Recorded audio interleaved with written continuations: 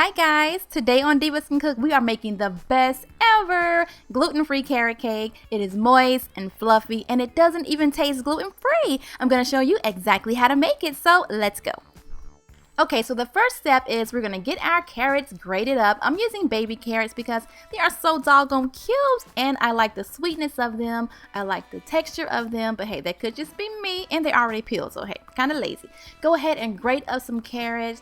I use the small side of my grater and the larger size. I like to have different type of textures in my carrot cake, and I also take some of the carrots and blend them up into like a little pulpy puree type mixture. It makes for a really moist carrot cake when you kind of blend them up a little bit, but that's optional. Okay, so our carrots are ready to go. Now we're going to move on to our wet ingredients. All right, into a large bowl we're going to add some canola oil.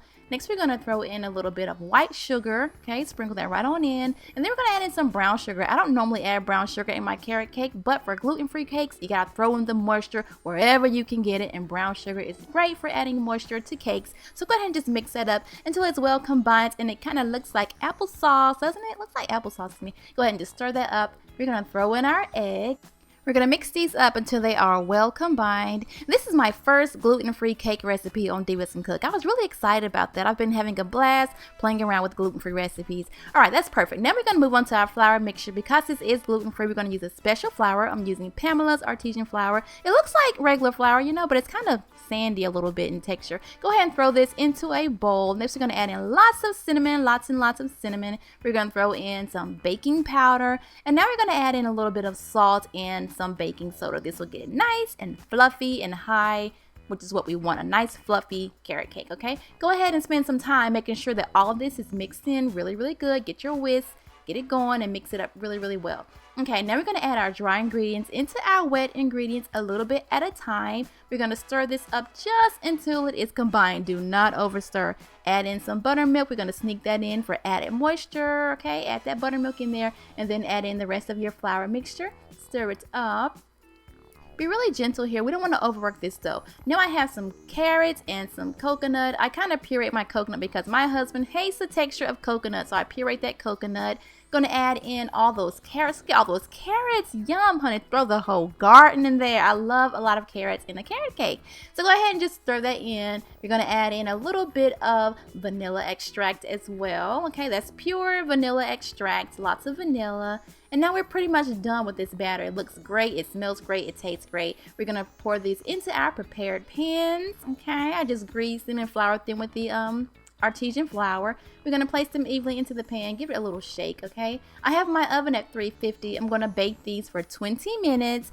And when they come out of the oven, they'll look like this, nice and fluffy and soft. We're going to pop these into the freezer to finish cooling off. When they're nice and cool, go ahead and plop them out the pans. It should come out really easy if you generously grease and flour the pans. Voila! Okay, now it's time to make some cream cheese frosting. Go ahead and add some softened cream cheese and softened butter into a large bowl. We're going to mix this up until it is creamy.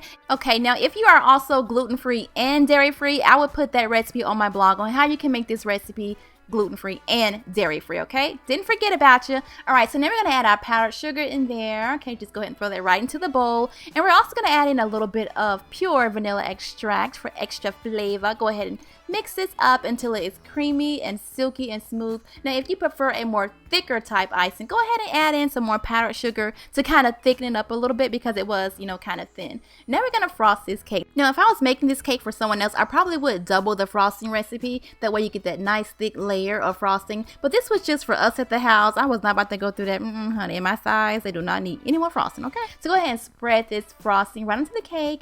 Add on that last layer. And spread it on. You can make it look all pretty and stuff, but y'all know me, I'm not good at frosting cakes. I just threw it on there. Okay, voila. Now when you're done frosting it, you can add in some walnuts, sprinkle it on top, whatever. I really love walnuts in carrot cake. All right, now it's time for the moment of truth. Let's cut into this baby. Oh, look at that, y'all. I can just tell that it's gonna be moist. It's from the way it cut. Oh, isn't she pretty? Oh my gosh, she's our queen to be.